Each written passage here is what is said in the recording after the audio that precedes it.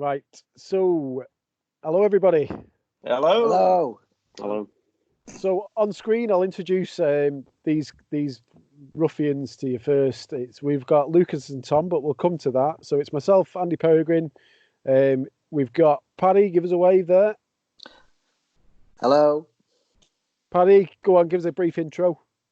I do character comedy, a product of Comedy Sports stand-up school, and I do a little character called Tommy. So that's me. And Ben Shevlin, if you know Ben. Yeah, I'm Ben Shevlin. I'm the universe's #1 brain injured comedian. I'm proud of Comedy Sports as well. It's Patrick, I so know him. I met Lukas through. He does my charity nights. He's a great comedian. Headlines him. He's fantastic. So I'm looking forward to hearing what he's going to say. Yes, sound. Yes. So we've got Lucas and Tom. Should we start with you, Lucas? Can you give us a brief intro, mate? How do people follow you? You can follow me on it's Lukas Kirkby Productions on Facebook. So it's Lucas with a K and then it's Kirkby with a K. But yeah, I'm Lucas. I do stand-up and improv, but as well with Tom, who's on today, we have a Harry Potter show called Pottervision as well. We'll definitely come to that one. Go on, Tom. Give us an intro. Hi everyone, it's me, Tom Lawrinson. You can follow me on Instagram, Tom Lawrinson, and Twitter, Tom Lawrinson. Keep it simple, lads. I do stand up and I do Pottervision with Lukas. Sound. Okay. And I know you guys from, and sometimes I get criticised by this by listeners about a bit of comedy perving and talking about our own social comedy networks and all that lot. But like Lucas, you used to do Worst Comedy quite regular at one stage, didn't you? Was this probably going back about when I started about 2.5, 3 years ago? Is that right? I started going there longer than that. It was one of the first gigs I ever did, and I don't get there often as much now because I live out of town now. But back when I was a student, I used to just go after uni on a Tuesday, and I'd go and try and get 10 new minutes every other week, which was a bit mad looking back now, and it's probably why a lot of it weren't very good. But it was great because there was never any audience. It was just the acts, and it was always like the same people there every fortnight. And there was this one guy called Mr. Swan, and it was just this bloke in a balaclava, and he would come and he would tell the same joke every fortnight, this lasted about 5 years. Yeah. Does he still go, Swan? I don't know. See, what was the joke? Say again, Tom. What was the joke? Oh, I don't know if I want to... so basically he'd come on and he'd have a long gap because you'd hope that he'd come up with something different. But then he'd tell the same joke and he'd go, I used to work in a car park. Whenever there was a fire drill, we had to meet up where we already were. And that was it. And then he'd go back and sit down. It is a quality gag, though.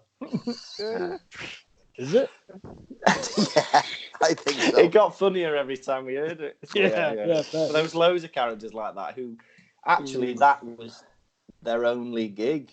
That was like the only one they did. They just came and did that one. Yeah, so it was quite nice in a way. Yeah. Yeah, it's a weird kind of like niche one. I've asked Dave Turkles to do this, but you've got no chance with Dave. Have you? I love Dave. Really? So I think He's got nothing Dave better delighted. No. I think Dave delighted in how awful it was, and he was like genuinely disappointed if audience members turned. Well, he's still at it. I mean, you're saying it as if it doesn't happen anymore. There was some scandal a while ago, wasn't there? Someone complained and he got booted out of... King's Arms. Yeah, and then he went somewhere else and then they complained. I don't know why. They're still at Britain's Protection, I think. No, he moved. Well, he is now, yeah, but he went from King's Arms to the one on the corner opposite. Salford Arms. Salford Arms or something, yeah. Oh, really? And, yeah. There was an image went up on Facebook or something of "fuck the Kings" or something like that. And then they found out and all complained, and then he's moved on to the Sunday night and stuff. Yeah, Oh, God. It was one of those nights you didn't really get that much from, other than just having a crack with some comics, though, it was good. I really enjoyed it. But I don't think it helped you develop any material, really. I don't know. It helped you write material because you Yeah. thought because you knew the same buggers were going to be there every fortnight. You know they're going to have heard it before, so you had to you knew you had to Yeah. write something fresh. Yeah. I think There's a woman there that goes there with a dog. Oh, that's Yeah. my friend Annalise. Yeah. I did maths with her. Yeah, and I think 'cause she lived literally a minute's walk from the King's Arms, so she kept going. Yeah, but she always takes a little dog. Yeah, when I did it, she was the one person I sort of had half an eye on. I thought, if she's laughing, she's the only one that's not a comic. Yeah. So that was a winner for me. I remember Shaz going in there. You know Shaz, the little Asian guy. He's a nice guy. Like, Oh, he got banned, didn't he did get banned. There's a shock. he? Naughty boy. He's on one of our groups, Shaz. He likes to rub people up the wrong way. Same way I do, but he's all right. And one night he was like, "Come on, let's go and get some audience." And Dave was like, "What the fuck are you going?" He's like, "There's no point doing this night unless we get some audience." So he was trying to round people up in this pub to come and sit in, and Dave was going mad at him like, "I don't fucking need audience. You don't need audience." I'm like, "Fucking hell, what's going on?" Man. All right. So in today's episode, I wanted to talk about, and I briefly spoke about this with you guys, particularly because you're doing quite a bit of comedy, character-based stuff, I think, with your Harry Potter stuff, but we'll come to that in a minute, about film and TV characters and maybe a bit of like character comedy and that kind of thing, your favourites and stuff. So I don't know, tell us about the Harry Potter thing then. How did that start and what's going on with it then? Well, it was your idea, wasn't it, Tom? You had this brainwave. Yeah. Well, I think when we first started comedy, I mean, when you first start, you've got nothing, you've got 5 minutes, but we both wanted to do Edinburgh, like go up for the month with the Fringe, and I just thought, it'd be fun to do like a sketch show, and I think a lot of people our age, like, I don't know, it's quite a broad bracket really, like there's like a kids and adults, there's like a lot of people who like Harry Potter. And I thought, we could probably do a sketch show about that, and that'd probably get a good audience. Yeah, so we took that to the Fringe. Like, we worked hard on it. And Lucas didn't think it was going to happen, did you? Well, I don't know, really. I just thought it was something to pass the time.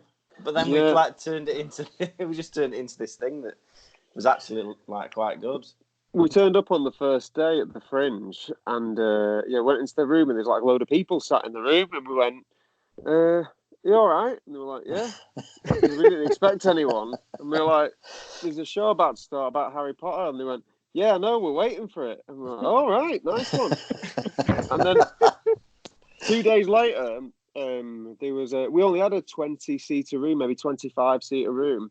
And 2 days later, the Saturday, we had to turn away 100 people who'd come and queued for it. Wow. Yeah, they didn't know if it was any good just because it was a Harry Potter show, but yeah. So and then that was like the whole run, just a full room every day. It was really fun. And we thought, we were like, we're professional comedians because we got about 30 quid each every day. We're like, fucking hell, 30 quid! How did you develop that then? Like, did you just improvise between yourselves and develop a full show, or were you still improvising on stage? It's a bit weird. We wrote it as a script, but we didn't write it together. We just kind of wrote it separately and then sent it to each other. So we never kind of sat down and wrote it together. We just kind of did bits, and then it slowly collaborated. But then when you're in Edinburgh and when you're doing it every day, like we still do now, we probably change one or two things every show, just like tiny little tweaks. And over a whole month, your show will have just kind of transformed by the end. Yeah, we recreate the first film in an hour. And the premise is 2 people have dropped out and me and him are having to do it on like a really small budget with a load of like crap props and stuff. And it's, and there's a lot of stuff, there's really weird stuff in it, like about, I don't know, terrorism and Osama bin Laden and all crazy stuff like that.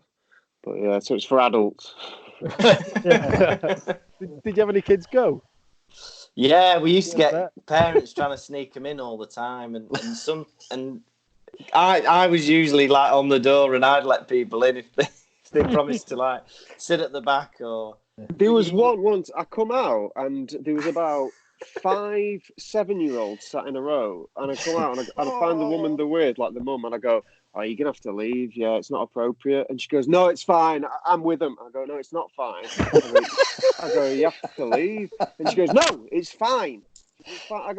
I said, "I'd rather not do the show than do it in front of them." Because like they just think you're a member of staff if you're doing a free show. But like, yeah, I made them leave, and then afterwards I thought, I felt a bit guilty, but then people around started clapping me. I was like, "Oh, nice one." Fair enough. Just think of them poor kids crying on the way home and the behavioural problems that the mum had to put up with. But it's okay, you know. That's the price of success. Nah, they're at the Edinburgh Fringe. They're rich. Is that the first time you guys have done the Fringe then, or that? I think we both went the year before, didn't we? And I was just a flyer, so I did. It was kind of, I wanted to go and scout it out the year before, and I did. I think I flyered about 7 or 8 shows a day for the whole month, and it was crazy. But in doing that, I got to know like the venues and where it was busy and all those like little things. So then when we came to looking at kind of doing it, we just knew where it might be a bit more. And we had a good location, didn't we, for the venue? Yeah, I went the year before we did the show as well, and I didn't fly or anything. I just I took my dad's van and lived in the back of that, and then so you live up there for free on the streets, and then just like showering at the gyms, and then just pottering around watching shows all day. Pottering around, see what you did there. Hey. No, I'm in my van now. I remember you talking. I think when I approached you, Tom, you said you remembered my van stuff. So I think one of the things that you might have remembered was were you there when there was like a critic there from the Salford Star or something like that at one of the and that was the first the first time I've been watching some shit. What was it, Simon Amstel or something like that? And he said he writes by just saying the worst things he thinks about himself and the worst things he's ever done. So I was like, right, I'm going worst comedy tonight, and I'm just going to tell people the worst stuff I've ever done. There's not even a joke in it, but I'm just going to start a story with the worst thing I've ever done, which was do a shit in a plastic bag and leave it on a Ford forecourt in Aston, because I was taking a girl on a date, and there was actually no other way around it than it was coming out. I had to do it. I remember thinking of that, and I remember when you said that for the first time, and I remember laughing really hard. I was like, "That's a great story." You ever done it on stage again? No, you know what? I've never done it. I've never done it on stage again. I probably should. I don't know. Technicalities. What did you wipe your ass with, though? I think I have wipes or something in the van. I'm pretty practical. Right. Yeah. But I did that, and then I did some more. Like I was like, that went down like a shit sandwich, literally. And then I did a few more jokes. And then the only bit of the review about me, which is the only review I've ever had, was he did a story about shitting in a van. Can't get him out of that van. And it's the thing that Tom remembers before as well. So there. What was your nickname at Worst Comic Night? Big Sam. Big Sam. Yeah. It's a good one. The first time I turned up was when Big Sam Allardyce got sacked on that night. So that was the reason. Right. What was yours, Lucas?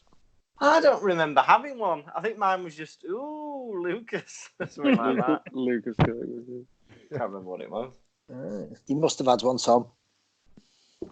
No, mine was just handsome Tom. I think it was. No, he was creepy Tom. Creepy Tom. Oh, you're misremembering. Definitely was creepy Tom. Right. So do you guys do yourselves when you do it on stage? By the way, these guys ask questions as well, but I'm a control freak as well, so these guys will chip in with some word in. Yeah. Do you guys do character comedy then? Because the way I know you, Tom, it seems to be more or less you, or is that a character? I don't know. I think you kind of amp up your persona a bit when you go on stage. You exaggerate a lot more of like who you are. Yeah, but that's more or less me. Yeah. What about you, Lucas? I play a brain damaged character. Bit sick. Yeah. You're very good at it, Ben. Yeah, I'm method, I stay in character all the time. What about you, Lucas? Is it character based or what? In my stand up, it's a bit like Tom. I think I'm just a kind of times 10 version of myself, but I do character comedy sometimes as well. So when I did a solo show in Edinburgh in 2018, that was kind of a mix of songs and stand up and character comedy. So I'd actually put on like costumes and big characters. Yeah. So it's a mix really, and then obviously I do improv as well, which is all kind of character based stuff. Yeah. You do musical. Well, you sing a lot. I've never seen you do stand up. I don't think. No, I think whenever I've done the charity nights, I've just kind of come with my keyboard and done a few songs. Yes, but I don't. Yeah, I'm kind of doing a lot more of that now. Really, I do less kind of talky stuff, but it does exist. Yeah, that was the first time that I brought family was to Ben's show when you headlined it, and my mother-in-law was there, and me missus, and they just were creased. They loved it. The Paula Radcliffe songs. Yeah. Just pure. Honest to God, it was just so funny. I loved it.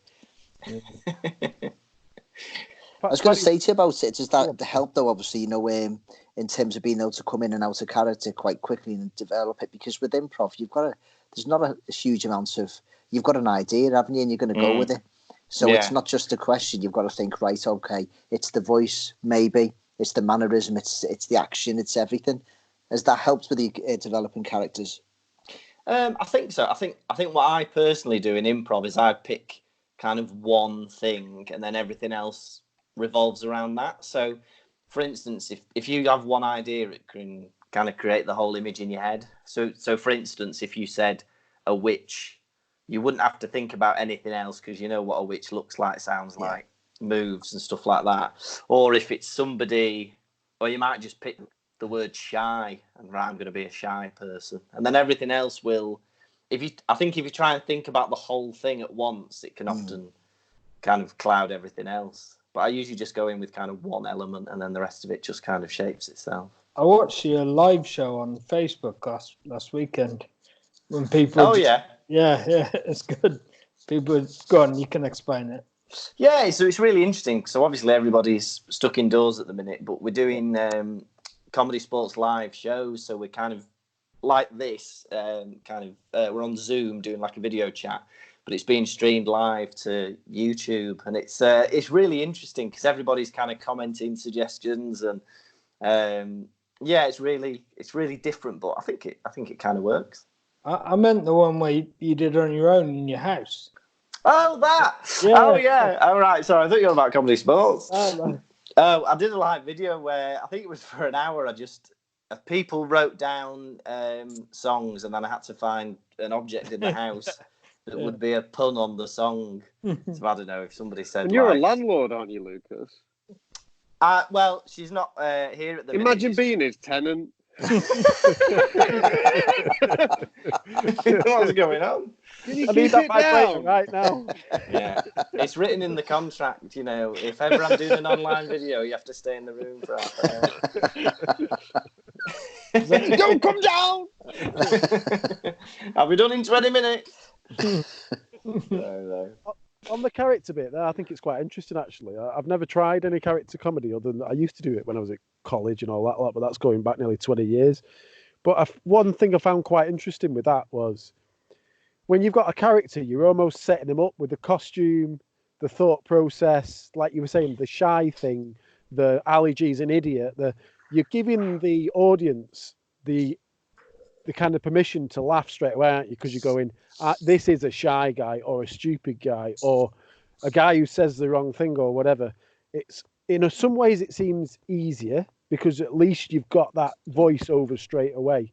But it's very different as well, isn't it? I don't know.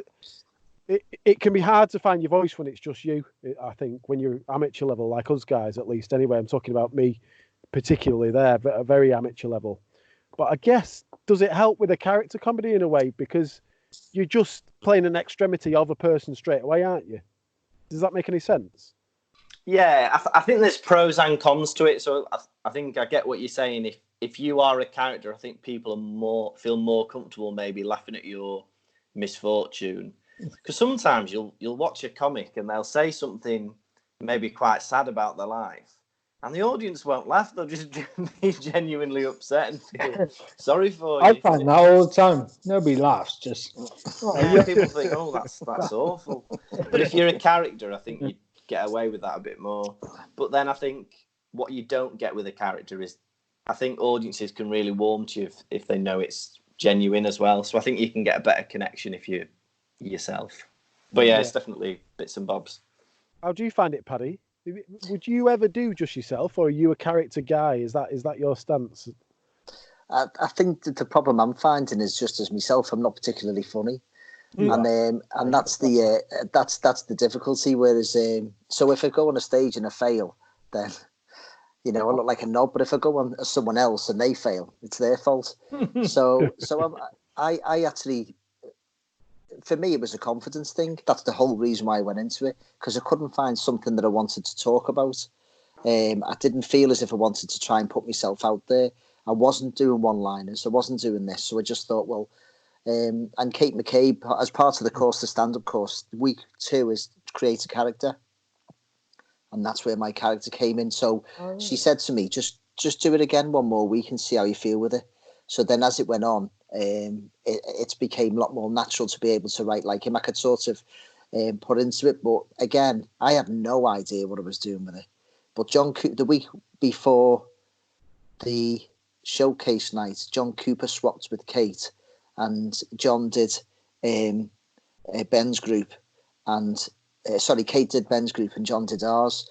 And John watched me because John does Danny Pensive. He's a great character comic, and he said to me, "What you've got to do is you've got to slow it down. You've got to be him. You can't just say the words. You've got to be him." And so that's literally what I did. On the night, I turned up dressed up, which no one had seen because obviously it's just rehearsals. And all week I'd slowed him down. He'd become older and he'd become more, a little bit shaky, and there's more of a delay.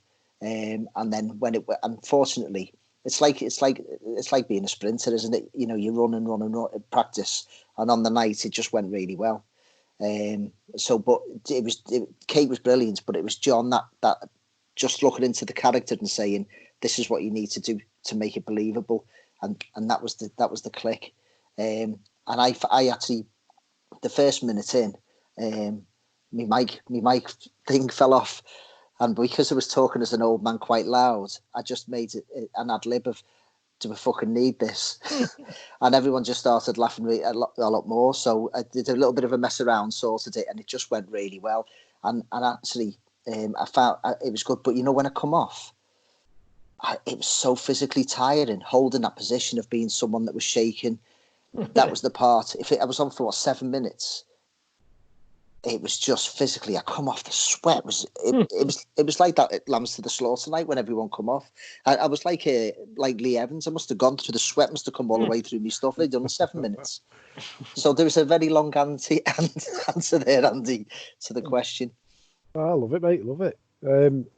So, guys, what we normally do when people come on is we normally form a second name and a first name of your two favourite comics. So, for example, mine's Patrice Connolly for Patrice O'Neill and Billy Connolly.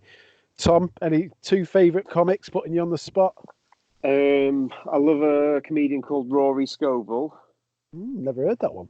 You never heard of him? You'd like him. He's very, maybe you wouldn't. He's very, I don't know, he's very different. Yeah, he's very good. Universal guy. Rory Scovel, and who else would I pick? I love Patrice O'Neill as well. I'm not a Patrice. Shouldn't have put it in my mind. I'll have Jim Norton. So Rory Norton. There we go. I like Jim Norton. Yeah. Jim Norton's a great American comic, Paddy. Like go on, Tom. You say why Jim? What do you like about Jim? Well, Jim Norton is 100% honest, even though no one asked him to be. He's like he tells you every little disgusting secret about himself. Yeah. Just because, like, if he thinks he owns it about himself, no one can ever say anything about him. But he's very good. Yeah. Yeah. Have you heard the? Oh God, this is that.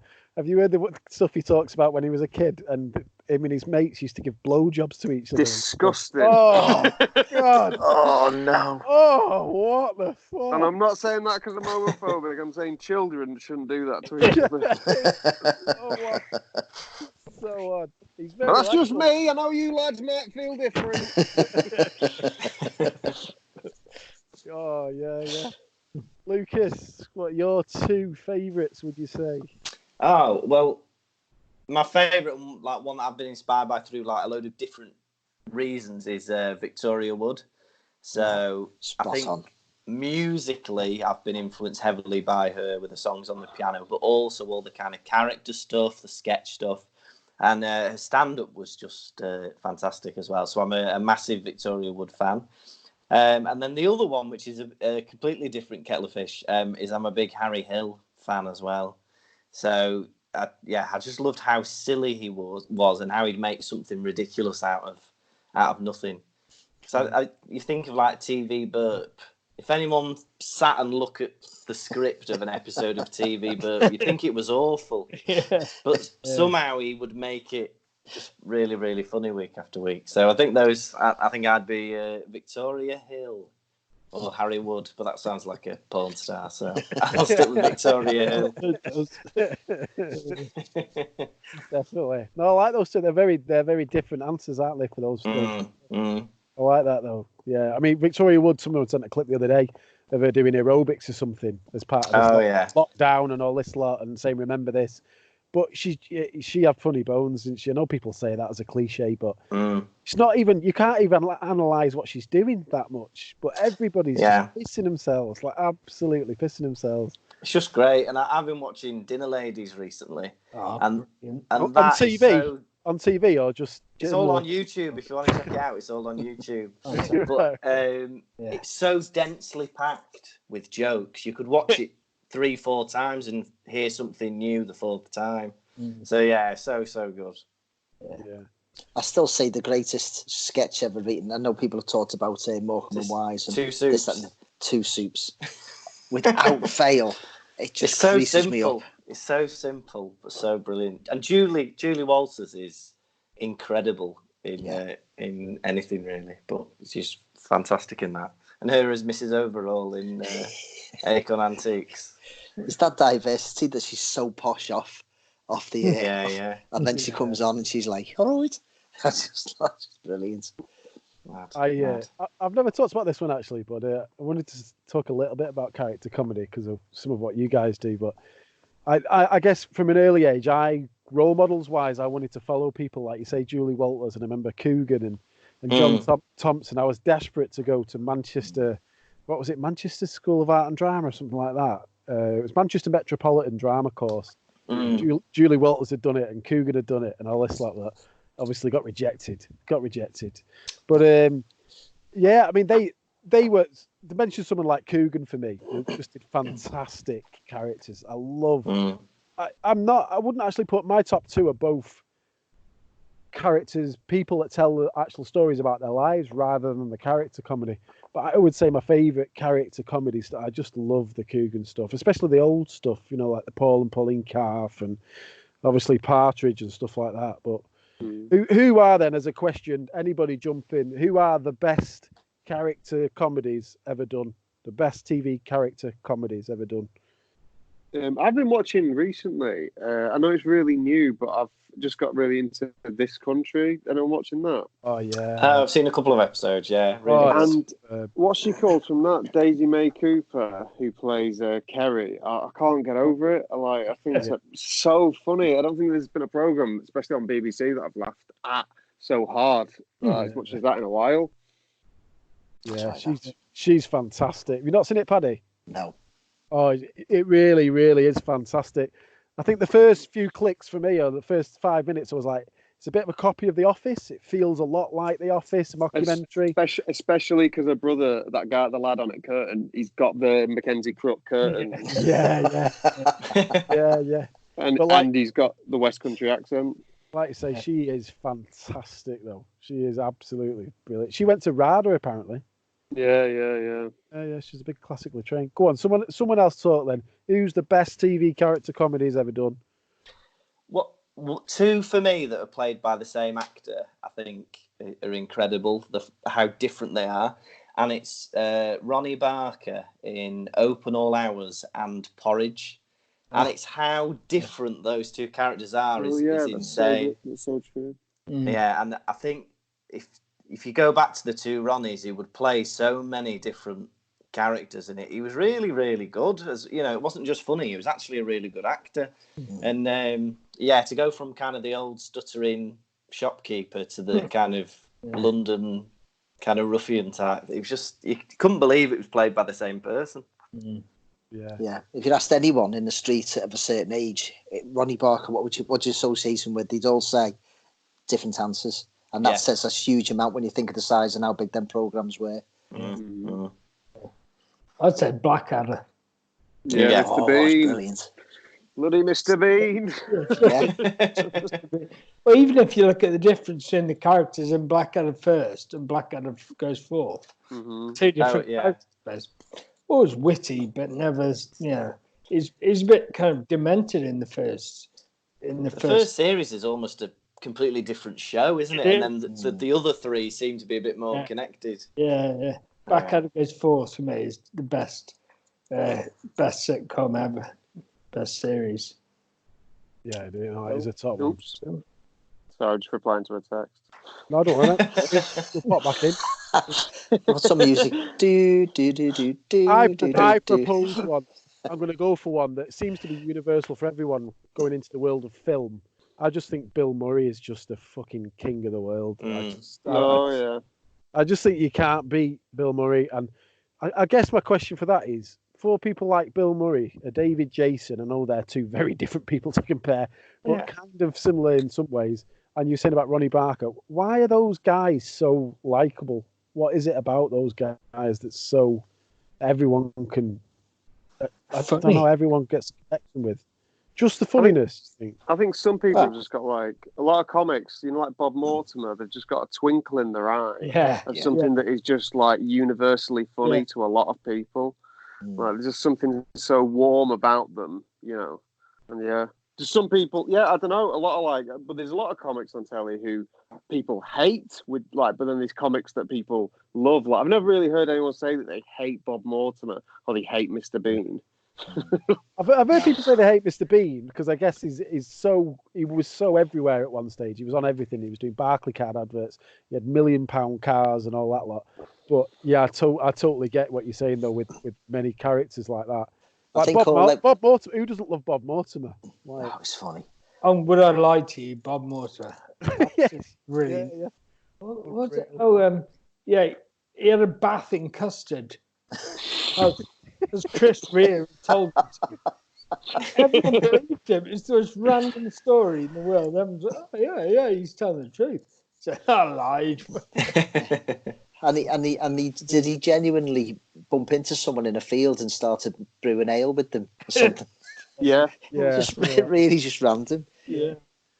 I think all them characters as well. I think they're vulnerable and they seem really quite real. And I think that's what people go for as well, that vulnerability. But anyway, that's just my view. No, I agree. No, I think you're right. I think something like Only Fools and Horses, which was a big thing for me, David Jason, he got away with being a prick and all that lot because he was a very kind character. Yeah. That looked out for his brother and his granddad. And, there was a lot of like empathy. And Ricky Gervais talks about empathy being the key to all comedy and stuff like that, doesn't he? Well, Can I just throw it in there as a character, please? Just that it's just coming to me head. You've got one of the best characters ever on. It's got to be Trigger. Yeah. He was just Roger brilliant. Lloyd Pack. Yeah. It's just brilliant. The writing was superb, and he just held it. And such a not even a big character in it, but he just stole so much thunder. He was brilliant. Even in Vicar of Dibley, Roger Lloyd Pack. Yeah. Just really good. Because you'd think that Only Fools, like Trigger, he'd be like a character, like people would only associate him with Trigger Yeah. forever, wouldn't they? Yeah. Like you wouldn't be able to watch something when you watch him in Vicar of Dibley. You're like, oh, it's Yeah. something different. Yeah. Yeah. Amazing. I wanted to say, actually, Tom, there's a bit, I remember a bit of yours, and I've told you this before. Do you know when you gig with people and they might not think of a joke as being like their best joke or whatever? And I think that might have been the case with yours, but I fucking love that joke from the minute I heard it, which is about something about a girl with a dress, and you saying something weird to her about, like, you're basically saying I'd look good in that dress or something like that. Oh yeah, the joke is I go, that's a nice dress, but it'd look better on my bedroom floor with me in it. But I do that every gig. It's my best joke. Yeah. I love that joke. And I think the reason I say that is because you mentioned before about a twinkle in the eye. There's something about that joke that you start kind of smirking, I think, before the punchline. I don't know, there's something that sticks with me.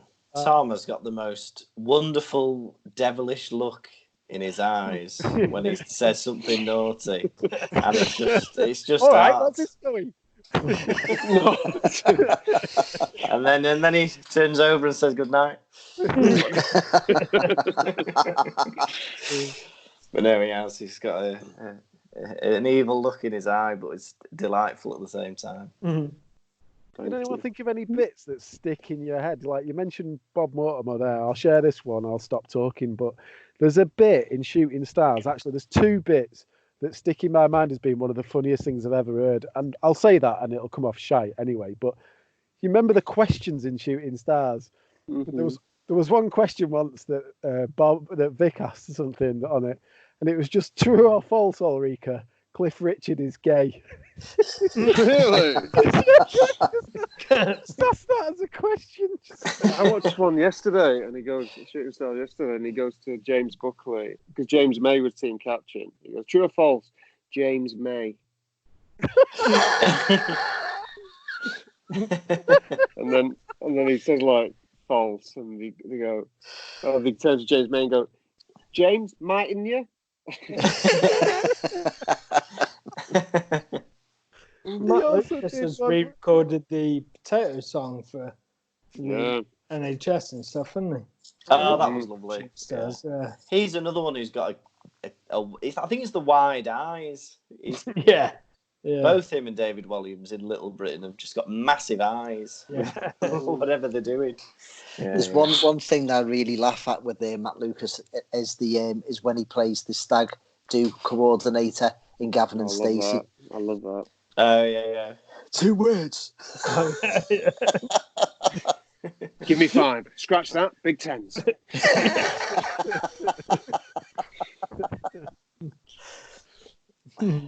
Right, we've talked shitloads about comedy, and that's good, and we can. I wanted to go into then characters. If we slip a little bit more into the mental health arena, clumsily for me introducing it like that, but characters from TV and film and that, don't all have to be male, but what kind of male characters influenced you? I.e., I used to watch TV a lot as a kid. I didn't have many mates.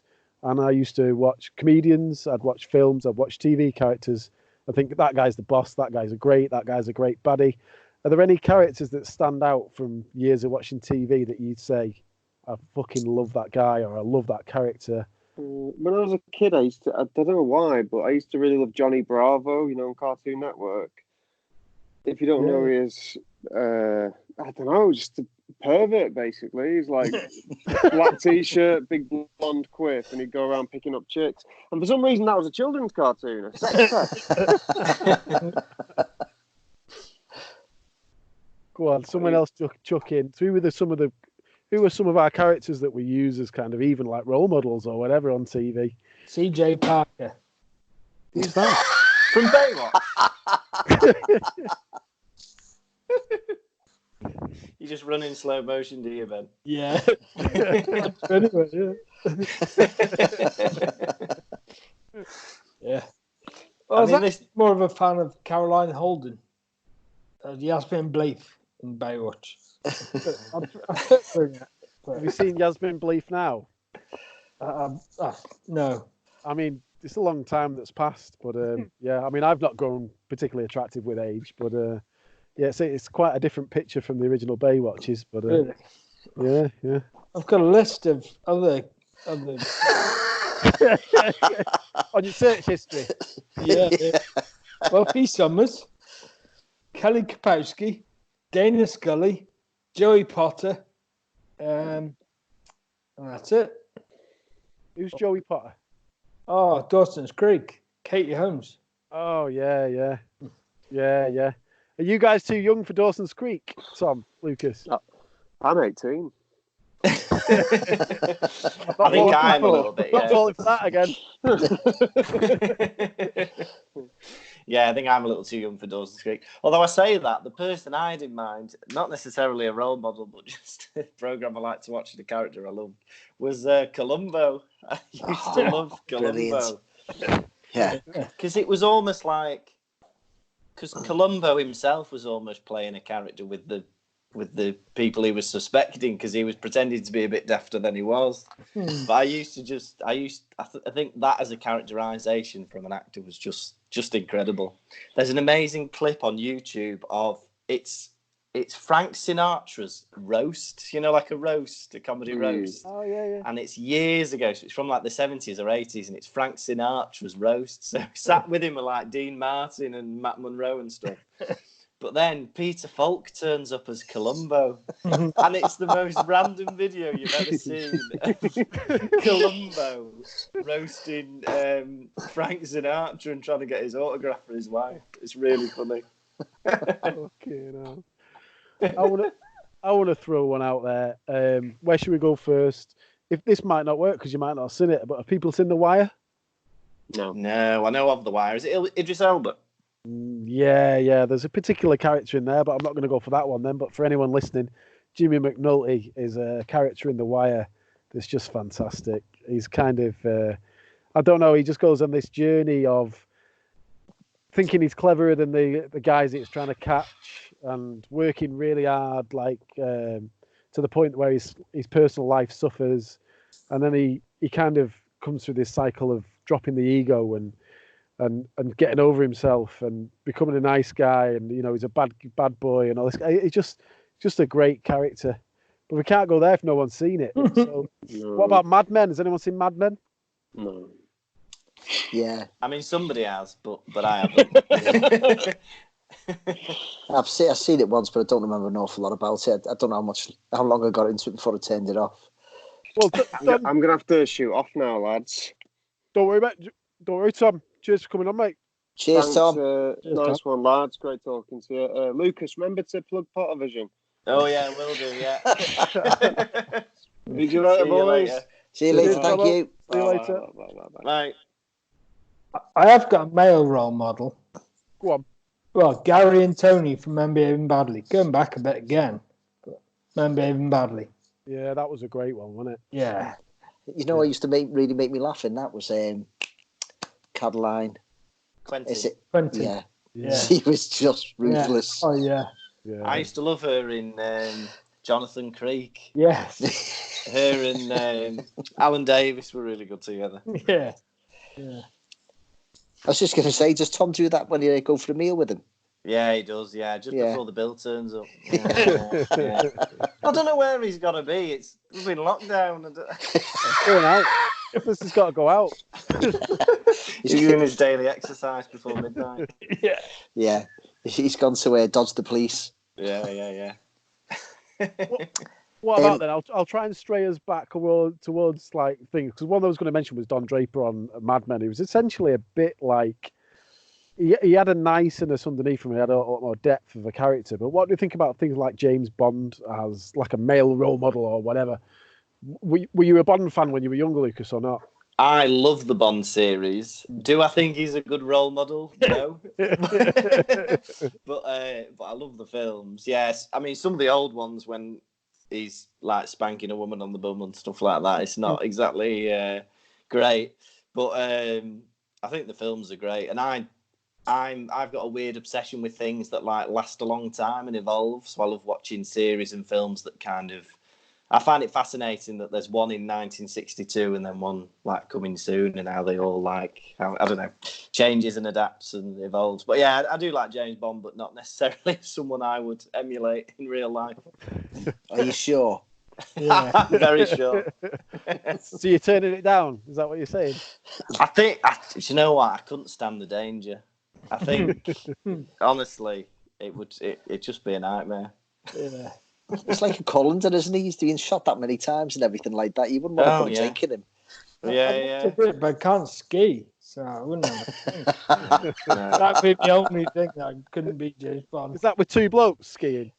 I don't know what James Bond you've been watching, but Yeah.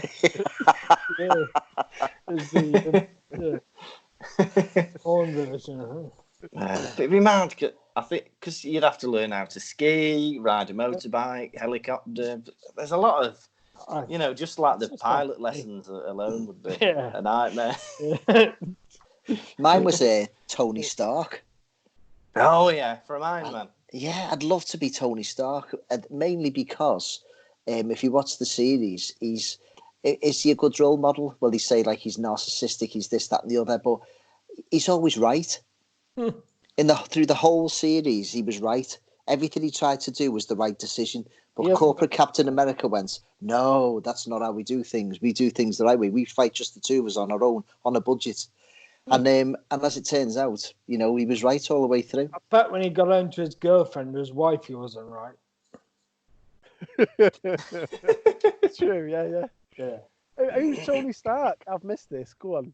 Robert Downey, Iron Man. Ah, right. From the Marvel series, yeah. It's just a character. I just thought he was a genius, but as a role, you just want to be him. You just want to be him. You want his money, you want his life, his brains. You want all that. But ultimately, the one thing everyone, he even created Vision. Vision was made with one of the Infinity Stones, and he was made to see and to support, to look at the humanity and evaluate. No one listened to him. No one even listened to him. He wasted time. They took a stone off him. So I just thought he was a great role model, to be honest. I had a joke about Iron Man, and it was one of those. You ever write something you like? No, this is a good joke. This, and I'll share it with my missus or something who's disinterested anyway because she doesn't want to listen to my shit jokes. and she's like, "No, it's shit." And I was like, "No, it's not. It's going to go down well. This one, I'm sure it's a good one." And I was like, tried it with a few mates at work who I go for a walk with her, and they're like, "No, it's shit, mate." That. I'm like, "No, you're wrong, Clef. I'll get this right," and people will laugh. And it was just awful. And tell it then. It was. We'll tell you. It was a scenario where I was kind of picking on like being misogynistic and saying that women are rubbish and saying that men are better than women, right? And I can prove it. Well, what would you do if I can prove to you that men are better than women? Have you seen the film The Iron Lady? Absolutely rubbish. Have you seen Iron Man 3? Fantastic. And everybody's just like, oh.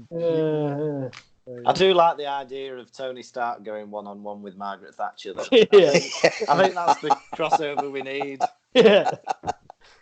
It would be no chance. It'd be along the lines of when the Hulk lands on Stark Tower, and Loki says to him, "Enough," and then he picks him up. I think she'd pick Iron Man up and just launch him everywhere and smash him to pieces. There's no messing with that, yeah. We'd never have had a coronavirus with her around. She'd just told it where to go. Yeah. What about growing up then, Lucas? Were you watching telly and all that kind of stuff? Was it kind of a superheroes-y kind of thing then? A Bondy kind of... What kind of guys would you watch on TV? I'm trying to think. My mind's gone blank. I used to watch all sorts of rubbish, but I used to be obsessed with snooker and darts. So I'd watch snooker all the time, and I'd watch darts tennis as well. I was obsessed with, but then I'd watch TV shows. I used to watch Casualty with my mum every Saturday. I don't know how many male role models. Charlie Fairhead was quite. Charlie, he was quite grounded and knew what to do. But I don't know if he's a male role model for me, but. I used to watch Casualty every Saturday with my mum, and I used to like murder mysteries. I used to watch Midsummer Murders and Taggart and Wire in the Blood with Robson Green. Poirot for me. Oh, Poirot and Miss Marple. Yeah, No, great. Bergerac. Version, John yeah. Netwolf. Yeah. I like Frost. Oh, I like, and that's David Jason again. Yeah, Like that character compared Yeah, to amazing. Delboy or Crazy. Granville. Yeah. Yeah, Touch of Frost was great. Yeah. Yeah, Considered- and Morse, Inspector Morse. Yeah. Yeah, amazing. I think. Do you want to go on to the other? Sorry, Andy. Do you want to go on to the other question? Yeah, go on, Paddy. Ask some of those. So we've got some questions that we normally ask. So, Paddy, fire away. You can keep us on the straight and narrow. I'll try to, but I've been too busy laughing and enjoying it that I've actually completely gone off track. So, Lucas, when life gets a bit shit, what sorts of coping mechanisms do you have? I find that if I keep busy, that helps. I think for me as well, I tend to feel very guilty if I don't do anything, so I can't have a day off. If I do nothing during the day, I'll feel really bad because I think like I've wasted my time. So I always try and keep busy, really. So if I'm ever feeling a bit down in the dumps, I'll either go out for a walk or I'll get something done, or so just try and keep myself busy, really. Yeah, that's my main method. Can I dig one stage lower there then? So if life does get shit for you, Lucas, who do you confide in? Who would you say your confidants are for like sharing feelings and all that woolly stuff? My girlfriend's probably my number one. So we're in a long distance relationship and long term relationship. So she lives in Germany, but we've been going out for over a year and a half now. But we FaceTime all the time and text, and she's the one really, because I don't really open up to a lot of people. She's kind of number one who I'll say kind of everything to. But my mum is another one who I would talk to sometimes. She's always there to listen. So yeah, those two really. But I wouldn't really. I think that's about it, really. Is your girlfriend in isolation in Germany? Yeah, she is at the minute. She's also a nurse, so it's a bit scary at the minute because she's kind of working in a hospital that's got people with corona. So it's a bit scary at the minute. Yeah. I think, and before as well, we'd see each other about once a month. So now, not knowing when that will be next is it's really scary, really. I'm in exactly the same situation, unfortunately. Yeah. Cynthia's in Holland, so at the moment though, you don't know when the flights will be going again, do you? So. No, I think that's the scary thing. I think if there was a date in your mind where you knew, right, I've got to last till end of May or June or whatever, you'd know. But I think when you literally have no idea, I think it's quite scary, isn't it? It is, Good luck with that, mate. Just a bit of feedback on that. We generally ask that question to guys because one of the theories around the podcast is when you look at, and I'm going to bring it down, warning, when you look at like suicide stats and stuff for men. It's like 4 times, isn't it? Yeah. 75% are male, the suicide things. And when I looked at the stats, even though I'm thick and I don't really read, one of the things that shone out was that men don't talk about things, which is the kind of the reason for the podcast in some ways as well. And we thought we'd ask that question to people and the reason that I kind of asked that is one, because I'm interested anyway, but just to give you a bit of feedback, I think I'm seeing a massive trend in this from most of the guys that we've had on, is that they all say that they talk to a female partner, and they'd all say that they talk to maybe someone like their mother, and you wouldn't believe that that's the absolute trend in all this, is that men don't talk to men about emotional issues. True. And I know I've brought it down there, but it's that's true. It does ring out. It really rings out to me. And I think where I've suffered and my confidence gets knocked and where I've been in bad places in my life, which is not much, to be honest, I'm pretty happy-go-lucky guy to some degree, which has just been lucky, I guess, is that I'm exactly the same as you. But if I then lose that partner or whatever, and then, my mum's elderly now and stuff like that, all I would say is, and it's not advice, is that I've tried sometimes now to talk to guys about it and talk to my friends about it and stuff like that. It's just an observation, that's all. It's really interesting. So I work as a mentor in a high school and have done for the 4 years, and I would say 90% of the students who I see, and it is for kind of mental health issues and stuff like that, it is girls. And it's interesting that girls don't seem to have a problem talking to a male. It tends to be a male that has trouble speaking to a male, which is interesting. And it's a real shame, really. But I suppose, and the other thing I found fascinating is anytime in our school we've got three mentors now, but for the first 3 years we had two mentors who were both male. But every time we would go to a training course, or any time we'd go to like a collaborative thing, we would be the only blokes there. And we'd be in a room full of 80 people, and it'd be social workers, health workers, mentors, teachers, all to do with like pastoral stuff. And it would be mainly women with only a few men.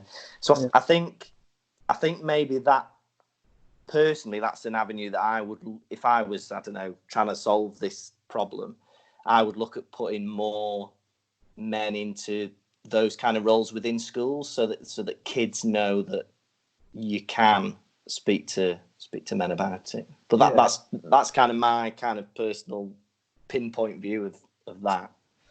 I think it kind of started, a few generations ago, where men down the pub, it's all the kind of masculine, stuff. You don't talk to men about issues. I think it's where it started kind of years ago, and it's still kind of ingrained in. I mean, it's how I kind of was, but I've seen the change over the years. Originally, I go to the pub with your mates, and you never talk about anything like that. You talk about girls and stuff, or just football, kind of man, what are considered to be man things, and But over the years, it has changed. It is, men are like with things like this starting to talk a lot more, and it's becoming a bit more normal. Anyway. I think it's definitely on the right track, and certainly whenever I've had a kind of, I've found that if ever I've had a male student who I've worked with, they've often been tougher nuts to crack in terms of opening up. So there's somewhat, it's more likely that I would have a female student who would tell me all sorts on the first meeting without an introduction. They'd suddenly tell you everything that was on their mind, which is fantastic. But I can think of a number of lads that it would take over a year of meeting with them every fortnight before they suddenly tell me something. Yeah, so it's really, I think it's being patient as well. So not, because I imagine men would find it very frustrating if they tried to help somebody that they thought was in trouble and then they didn't get anything back. So I think it's trying to be, it's really hard, because you never want to push for something that people don't want to talk about. So you've got to be there, but without being kind of probing. Are you a psychology background or something? No, not at all. It was mainly because the part of the job I did was tuition, so I mainly came in and it was tuition, and then it was just kind of being somebody to listen. I mean, throughout the time I was there, I did a lot of courses, and a lot of it did look at stuff like that, but I certainly don't have any kind of qualifications and stuff. Right. But often it's just having somebody to listen. A lot of times the kids aren't looking for solutions. They're just looking for somebody to say, oh yeah, I would feel like that if that had happened to you, or somebody to almost kind of validate how they're feeling, because often, and I think especially in the kind of male world, they would feel embarrassed about feeling sad or anxious because they don't think other boys feel like that. And I think that's a big part of it as well. I think that's ace. I've not thought about it from that point of view about, men being in that environment and talking about it. I mean, Paddy, you work within that environment. Do you see that? Is it a lot of females and that kind of thing as well? You were nodding your head then. Well, I've been doing it for 27 years, and going back to when I first started, I'd go into a room exactly as Lucas has said, training, and I'd be the only fella, 200, 250. I'd be the only fella literally in there. and then and Sounds awful. That it was. Do you know what? As Lucas will tell you, it actually isn't. It's really bizarre. You know, it's just the most natural thing in the world because, funnily enough, women will talk about anything. So you just go in there and you just are who you are. I've never ever had any anxiety or anything around that. It's always been total acceptance. And but as the years have gone on now, I mean, I was always the only fella. I was known on emails as Ann Pat because I was the only fella there. It was all the women and Pat. But now it's I'm in a team where we've got about 6 fellas, and it's a team. No, I'd say maybe more. No, yeah, about 6 fellas, and it's a team of about 50. So that's a high proportion, and there's probably not a lot of authorities that've got that level. So it's still getting there. I can still go on training days and be the only fella, but it's getting there a lot more. And I think that's the thing when you go. Sometimes I've found, and it's no disrespect to the female colleagues, but if you've gone out and you've met someone who's a young fella, sometimes they're just pleased to see a fella come through the door. That's not to say they haven't had brilliant support from the workers that they've had. It's just about engaging. And that's what Lucas will know as well. It's if you can engage, if you've got that little thing, then you can. That's one way. It's about keeping that trust, and validation is the word. You've got to make sure whatever the person presents to you, you've got to say, no, okay, I'm listening. This is what it's all about, and let's see where we go from there. So yeah, it's changing. I think it is getting better, but I do think. As much as there are people that are talking now, there's a lot of people that aren't, and that's why the rates are the way they are. And I think it just needs to keep developing. I think it is going in the right direction, like Ben said, but I just think it needs to just carry on with it, and that's why these are so important. Podcasts like this and mentors and all that sort of stuff. I think my take on it, I really appreciate that because I've tried to open my ears rather than my mouth there, which is my habit, but I really do appreciate that because what you're saying about opening up and stuff like that. With my kids, I've got 4 boys under 10, Lucas, so life's a dream. But I do try and create that space so they talk and that kind of thing. But it can be tricky, But the way that I see it from my perspective is, and I've only just started to see this recently, is that someone like Simon Amstell really rings massively true to me in what I'd personally like to watch. I've said this before, like I love a gag master, but I'll watch 5 minutes of that and I'll turn it off. Absolutely love it, but then I'll turn it off and go, they were good gags. But someone like a Simon Amstell, and this is where I think that guys can change that, is talking about their weaknesses openly. Because it makes, when we talked about those characters at the start and about vulnerability, I remember watching a Jerry Corley who does YouTube stand-up courses on YouTube and all this lot. And he said something about stand-up comedy. He said, what comedians need to understand is that you need to be likeable for a joke to hit. You've got to have some likability to hit the audience. And he says likability is about vulnerability. It's not, and you've got to show some vulnerability to some degree, at least anyway. The more vulnerability you can show, you're going to bring the audience on side with you.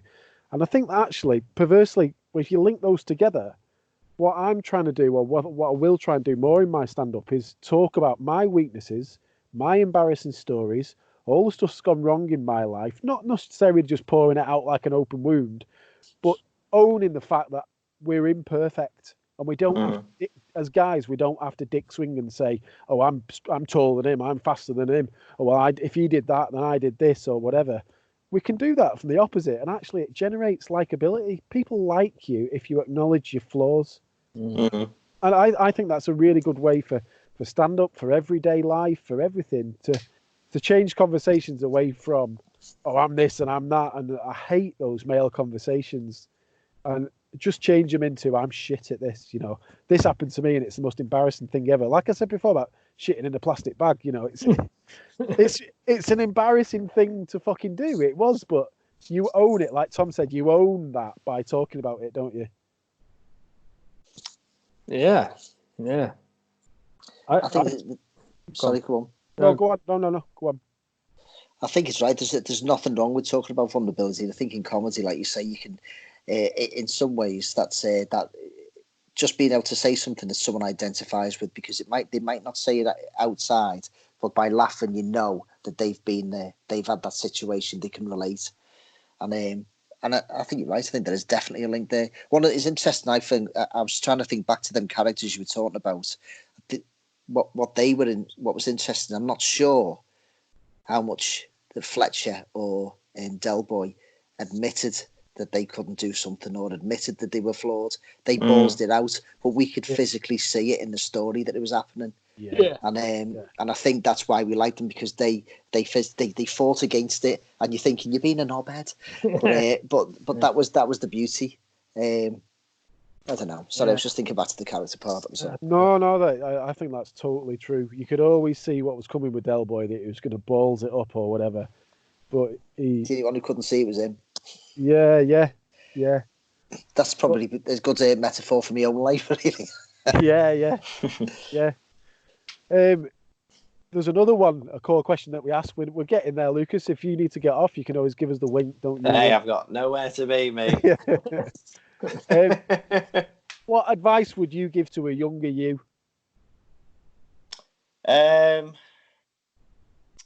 Probably the same advice that I'd give to myself now that I wouldn't listen to, but I should. And that's kind of chill out a bit and don't try and do everything at once. I think I'm always trying to do stuff, and I think my main thing is that I always feel like I'm running out of time. That's my kind of irrational fear. I feel like time is very precious. But I think if I was looking back at myself, I'd just kind of say, just relax, take some time to just kind of to chill out a bit. I think that would be my main piece of advice for myself. Is this forcing you? Is this situation forcing you to do that? Yeah, I'm into relapse now. Now we've done this. Yeah, I was going to have a bath tonight, but never mind. I'll start again on Monday. So you talk about kind of going on a path there, because that's what it feels like to me. You know, you're taking the next step. Where is there any goals? Have you ever written anything down? Have you ever thought, I want to be this, be that, do that? I don't think I keep those kind of things in my head.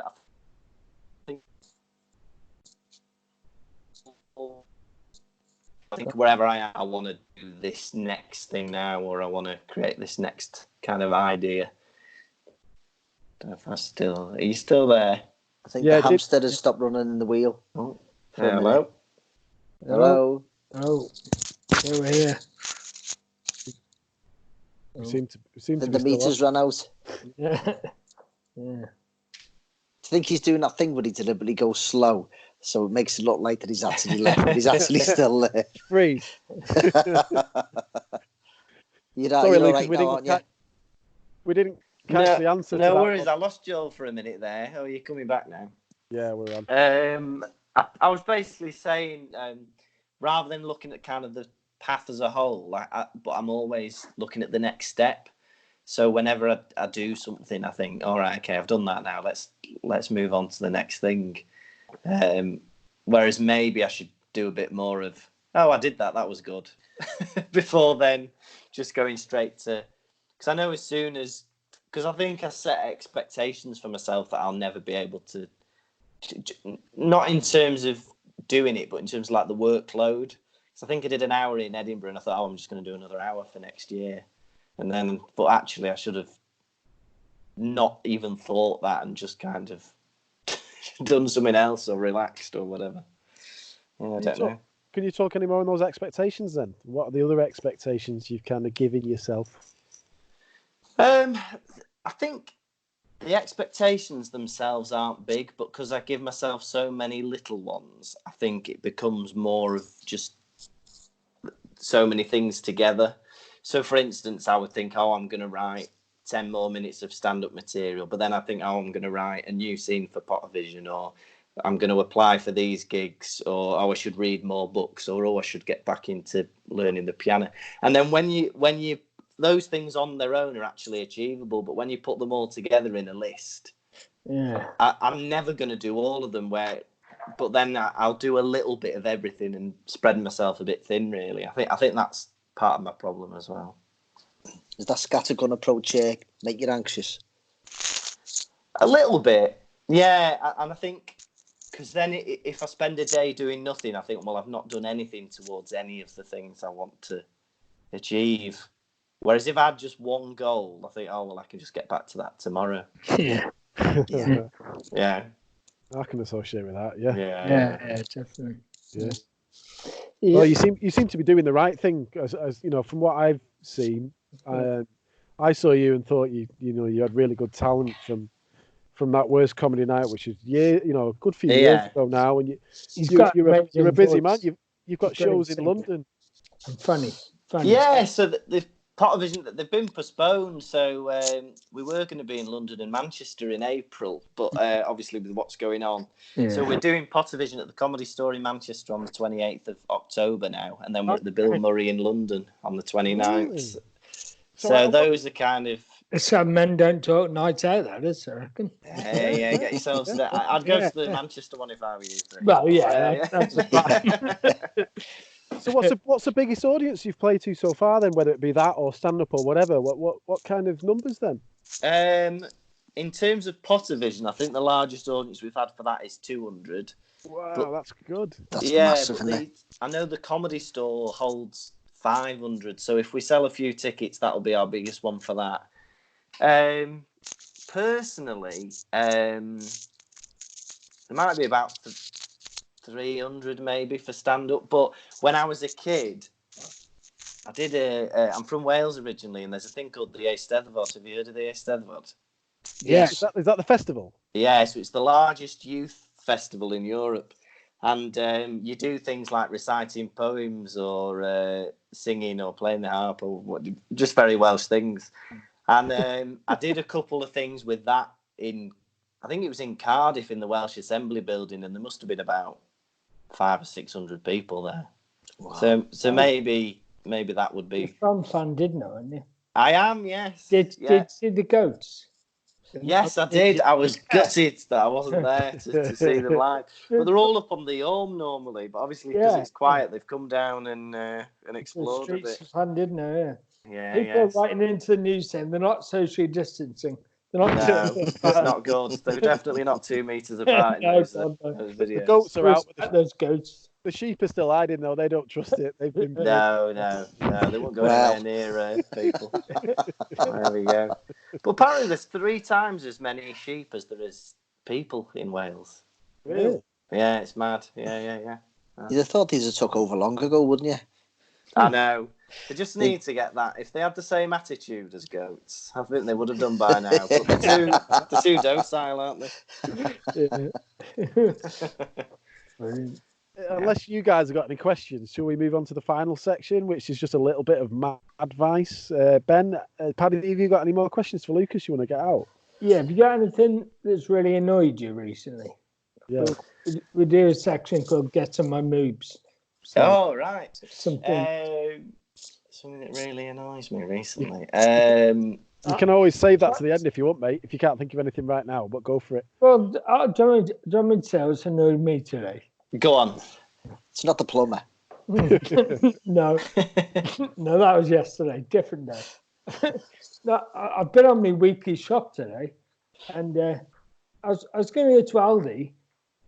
Queue in Aldi is fucking ridiculous. I mean, they're all 2 meters apart, fair enough, but they're queuing into basically out of the car park into the road. It's ridiculous. So, I mean, to make middle class, I thought, well, I don't want to be queuing with the people of Aldi. And so I went to Marks and Spencer's. No queue. It's great. So, I think it's because the people shopping there are all the at-risk category who stay at home. Yeah. All the people I saw in Marks, they're all clean. They all look clean and safe. Yeah, it's all right. I tell you what does annoy me, and I think I've noticed this more going on my daily exercise walks, is people on I don't know if it's just round here, but there's loads of people who do wheelies on motorbikes and just drive up and down, and it's really annoying because it scares me a bit, and I don't like to look scared while they're there and they know they've got me. Is that their daily exercise, doing wheelies down the road? Oh, it must be. But it's on a motorbike as well, isn't it? I just think Yeah. they're either going to crash into somebody or Yeah. fall off. Yeah. You just Yeah. reminded me of one that pisses me off. Actually, there's a lad the other day, and it always pisses me off. And Yeah. I'll tell you why in a minute. But kids who cycle with their hands in their pockets and they just they don't even need to touch the handlebars and they're flying down the street. Yeah. And that pisses me off. One, because I'm an old man now and I think it's a bit unsafe. But two, because I only learned to ride a bike when I was 31. So yeah, I can't ride a bike either. You can't ride a bike? No, Really? I fell off when I was about 4 years old and cracked my head open. And ever since, I've never been on a bike. You need to do what I did. Don't listen to the adults who say just jump on, you'll be able to do it. You can. I researched it, and actually the councils do a free session. So I went to a local park in Warrington where Barry brought a bike with no fucking. I was a paedophile. With no bar. It had no bars, so I could I had a basket on it more or less. Yeah. I could push along with my legs. Within 20 minutes, I was riding a bike. Great. He's holding the back, and I'm like, Barry, I'm doing it. Turn around, he's fucking 50 yards away. Yeah, right. Brilliant. But I still, even when I'm with my kids, I can't get up curbs. I can't lift the bike. Right. I'm so proud of you. Honestly, I can't indicate. I can't lift one hand off the handlebars for more than about 2 seconds. So if a fly goes in my eye, I have to stop. I can't start doing that. I'm straight back on it, like straight. So I used to cycle with my hands in my pockets. Yeah, well, it pisses me off because I can't. Come on, Ben. That's how I got brain damage. Yeah, so that's what pisses me off anyway. Right, last one. We've not done anything on Madvice for a few episodes. What we do, which is going to be brief, Lucas, sorry, but we look at, there's on Reddit, there's a forum called Ask Men, which has got like 1.8 million people on it. Okay.